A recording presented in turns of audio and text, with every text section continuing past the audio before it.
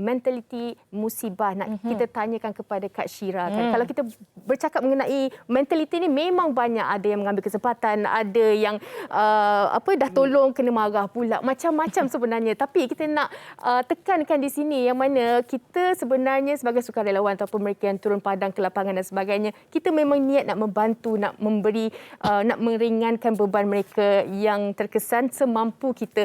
Tapi janganlah pula kita ni dipersalahkan, umpama kita ni sebenarnya nak memang bertanggungjawab untuk memberi segala keperluan kepada mereka. Kita nak berikan tekanan kepada mereka. Pengalaman Kak Syira sendiri kan, mentaliti sebenarnya kita tahu mereka sedang susah, emosi juga terganggu. Betul. Tapi kita perlu melayan ramai sebenarnya. Kita tak nak mereka mangsa ini melihat pada okey, mereka mangsa tapi terus mendadah tangan dan juga terus mempersalahkan mereka. Lebih lagi Yana, sukarelawan yang pergi ni selalunya dimarahi oleh mangsa. Bagaimana agaknya pengalaman Kak Syira sendiri kalau boleh dikomenkan? Okey, saya punya tugas kadang-kadang sebab selebriti, sebab kadang-kadang bila saya ingat nak tolong sikit-sikit je, tiba-tiba jadi melarat dan besar. Tapi kalau ada yang jauh tu Kuantan tak ada makan, saya cakap Kuantan saya tak boleh pergi. Betul. Saya repost je, siapa bagi phone number, kawasan mana, itu je saya boleh. Orang kata panjangkan sedekah tu. Jadi ada yang bantu di sana, saya boleh repost sahaja. Tapi kalau saya nak tengok emosi diorang kadang-kadang macam ni terganggu semua, kadang-kadang saya fikir balik keadaan masa banjir tu, korang nak selamatkan nyawa tu, saya memang simpati. Kadang-kadang saya pergi juga dekat rumah kawasan rumah banglo, dah jadi kata tak payahlah kita tolong yang rumah susah-susah tu. Tapi saya pergi kawasan rumah banglo, saya tengok ya Allah. Lagi sampai itu dia orang kata lumpur dia sampai ke betis. Orang kata nak menolong. Dia dah macam tak ada orang nak tolong. Kadang-kadang saudara pun tak sempat. Kadang, Kak tolong saudara saya. Saya kata keadaan sekarang ni dah macam kira darurat. Korang tolonglah turun. Minta cuti tolong saudara korang. Mana yang boleh. Saya kata saya ni tolong orang bagi barang ni. Saya tolong cepat mana boleh saya cepatlah. Saya tak nak simpan barang saya lama sangat. Sebab dia nak perlukan barang-barang ni. Dan highlight yang macam-macam datang. Saya tak kenal. Ambil. Dan saya jumpa dengan orang-orang yang lain pun saya berbincang. Siapa? Dah ramai kawan dah aku sekarang. Lepas tu, jadi kalau nak tengok emosi dia sekarang, saya fikir balik. Saya tanya balik macam keadaan macam mana nak selamatkan nyawa tu. Jadi kita bersyukur, saya kata pelan-pelan ni, benda ni ambil masa. Bukan saya saja tolong, orang lain. Saya tolong untuk keperluan 2-3 hari ni je. Yang rumah bocor ni semua, insyaAllah orang lain tolong. Sebab saya pun ada saudara yang terdekat masa banjir, saudara dulu.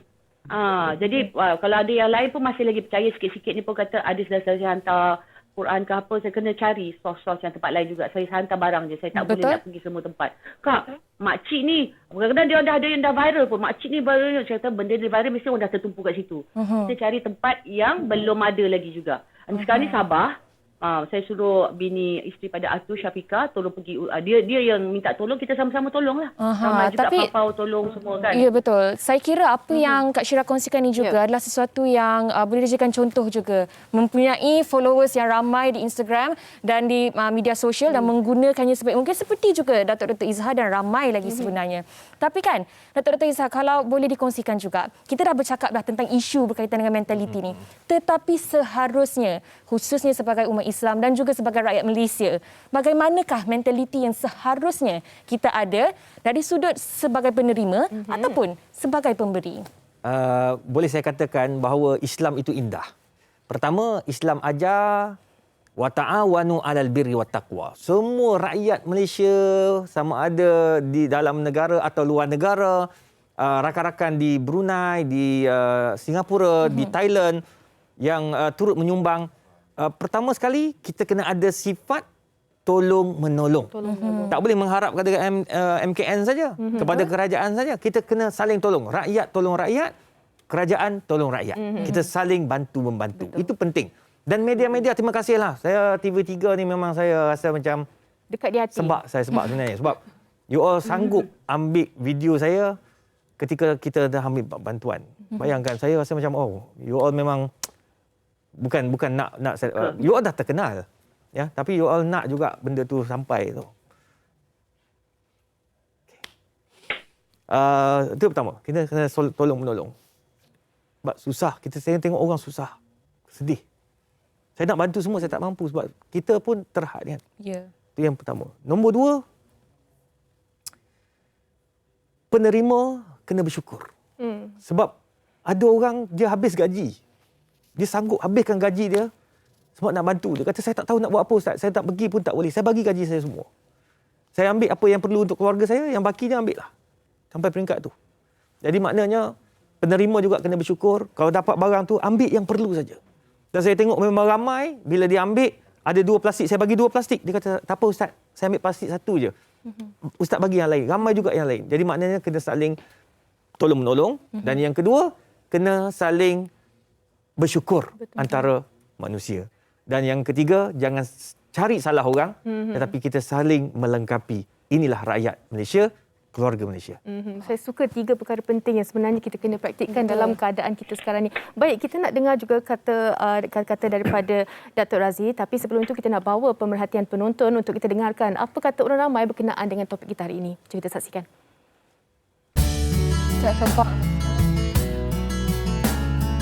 Bila dalam keadaan darurat macam ni, keadaan yang tengah genting macam ni, for me itself, pemberi kena bagi apa yang mampu, penerima kena terima apa yang mampu. So, for me tak ada istilah memilih, terima sebab kita nak hidup. Dekat dalam diri kita ni kena ada perasaan bersyukur lah jika ada yang orang kata apa menghulurkan bantuan kan dekat kita, jadi seharusnya kita menerima dengan hati yang baik lah. Sebab macam orang nak bagi kita bantuan tu pun tak kisah apa-apa cara pun kita terima je dengan hati yang terbuka macam tu. Pada pandangan saya, untuk masa-masa banjir yang memilih bantuan ni kan, saya rasa mereka tak bersyukur lah. Sebab pada waktu darurat ni ada juga yang rakyat Malaysia yang susah, yang kehidupan mereka pun tak senang, tapi nak juga bantu, nak hulurkan bantuan. Untuk memberi bantuan ni kita cuba, dan sebaiknya kalau boleh bila kita nak membantu orang, berilah yang terbaik. Barangan yang terbaik, mungkin baju yang terbaik, makanan yang terbaik. Kalau saya sendiri pun tiba-tiba dapat bantuan yang sebegitu rupa, kita faham orang nak bantu, tapi sekurang-kurangnya jagalah perasaan orang nak terima bantuan tersebut.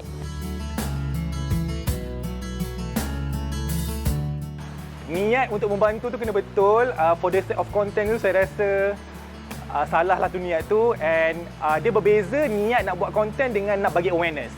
So, tahulah niat anda and terus membantu. Pada pandangan saya, seeloknya kalau kita datang nak buat konten ke apa, eloklah kita bantu juga. At least kalau kita tak tunjuk pun, nak tunjuk pun ikutlah janji. Kita datang bantu, bukan sekadar datang nak tunjuk gambar ke, nak ambil gambar ke, lepas tu post dekat kita punya social media yang kita ni macam bantu. Tapi hakikatnya tak bantu pun. So, sangatlah tak baiklah kalau kita buat macam tu. Okey, itu tadi rangkuman pendapat orang ramai yang disediakan oleh wartawan kami, Syifa. Dan saya suka setiap apa yang dikatakan oleh mereka. Dan juga berkait rapat dengan mentaliti ni sebenarnya kan adab. Betul tak Datuk Rezhar, Datuk? Yeah. Dan di hujung perbincangan kita ni kan Datuk Razzie, bagaimana sebenarnya adab kita juga yang akhirnya akan menghubungkan kepada mentaliti kita dalam menerima musibah ni? Jika kita lihat, kita dah kata ada penerima yang perlu bantuan itu. Dan ada pemberi yang akan menghulurkan bantuan. Masing-masing kita perlu ada norma-norma yang harus kita patuhi dan ikuti, yang mencerminkan budaya kita. Jadi bagi mereka, contohnya sukarelawan, sewajarnya jika kita hendak menghulurkan bantuan, kita perlu dapatkan makluman apa sebenarnya yang diperlukan di tempat itu. Ini seperti apa yang Datuk Rezhar katakan tadi. Kita dapatkan maklumat, kita buat sedikit kajian. Dan kita juga pastikan tempat yang kita bantu tidak bertindih dengan pihak yang lain yang juga datang atau hadir ke situ untuk bantu. Kita tak ada kawasan terlalu banyak bantuan, ada kawasan tertinggal. Betul. Tentu akan ada yang terkesan. Jadi dari segi adabnya, kita kata sebagai masyarakat Malaysia yang kita menjunjung nilai etika, nilai-nilai murni yang dipelajari oleh kita di sekolah, inilah masanya kita menyerlahkan sikap kita yang sebenar. Dengan nilai-nilai murni sentiasa menghargai, bersyukur dengan apa yang dibantu, saya rasa kita tidak akan menyalahkan pihak yang lain ketika ini. Jadi dalam konteks ini, saya ingin mengajaklah kita semua melihat banjir ini sebagai satu ruang untuk kita tambah baik kehidupan kita. Ya, tambah baiki yang mana kelemahan, dan kita ucap tahniah di atas semangat rakyat Malaysia keseluruhannya yang begitu prihatin, bersedia membantu. Oleh itu kita mengajak rakyat Rakyat berterima kasih kepada rakyat. Rakyat berterima kasih kepada kerajaan. Kerajaan pun sangat menghargai rakyat yang bantu kerajaan dalam hal ini. Jadi semua pihak terkesan.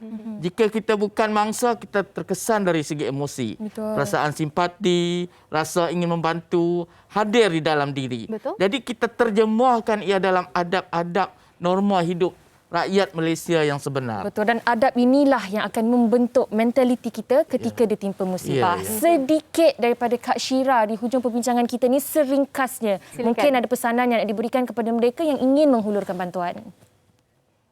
Baiklah, pada mereka teruskan bantu, terus pergi ke rumah kalau nak pergi rumah saudara paling baguslah kan, tengok apa yang kekurangan diorang sebab banyak diorang kebanyakan dia perlukan duit untuk betulkan keadaan lah rumah diorang semua. Jadi pada saya dah yalah, kita terima kasih pada mereka yang bantu saya untuk menjalankan ni semua. Saya pun terkejut dengan barang yang sangat banyak di rumah saya. Saya pun tak sempat nak cakap terima kasih pada siapa kerana bagi barang tu sangat bagus, sangat. Jadi saya cakap, jiran saya pun ada, bila saya minta satu bantal, satu rumah, dia bagi satu bantal, satu rumah tu dapat je. Itu pada hari yang pertama. Cepat-cepat kita nak bagi cepat kan. Tapi pada mereka semua terima kasih, dan saya pun memang tidak ada masa untuk menyalahkan sesiapa juga. Saya cuma juga terima kasih banyak-banyak pada mereka yang teruskan, orang kata. Kalau nak bercakap pasal nak betul, saya memang tak nak dengar. Saya nak betulkan keadaan, maksudnya kita tolong sama-sama lah. Kita bersatu. Terima kasih pada hati-hati juga, ya Allah, tanpa henti. Yang ini buat, yang itu buat. Kalau orang kata sampai saya hantar baldi pun panggil saya YB, saya bukan nak nama. Saya tak nak. Saya cuma hantar dan percaya pada masuk ke akaun. Saya sangat terkejut masuk duit dalam akaun. Tak apa-apa, pakai tanpa henti. Kawan-kawan yang lain juga terima kasih. Pemain bola sepak pun ada juga. Alhamdulillah. Banyak kau nak senaraikan. Alhamdulillah. Tapi itulah, Baik. kita doakan supaya tidak ada lagi benda ni berlaku lagi. InsyaAllah. InsyaAllah. Dan sedikit Amin. daripada Datuk Ustaz untuk tajuk kita hari ini. Konklusinya. Konklusinya, Allah Subhanahu Wa Taala berfirman, asa an takrahu syai'an wa huwa khairul lakum. Percayalah, tak ada orang yang suka pada bencana. Semua orang takut pada bencana. Tetapi ada kebaikan dan sinar di sebalik bencana yang Allah bagi. InsyaAllah. Amin. Baik, rumusan yang sangat-sangat lengkap saya kira. Terima kasih kita ucapkan kepada Profesor Madya Datuk Dr. Muhammad Izzah Arif kerana bersama kita, dan juga Datuk Haji Rozi Mat Saad, dan juga Kak Syira yang berada dalam talian terus bersama kita.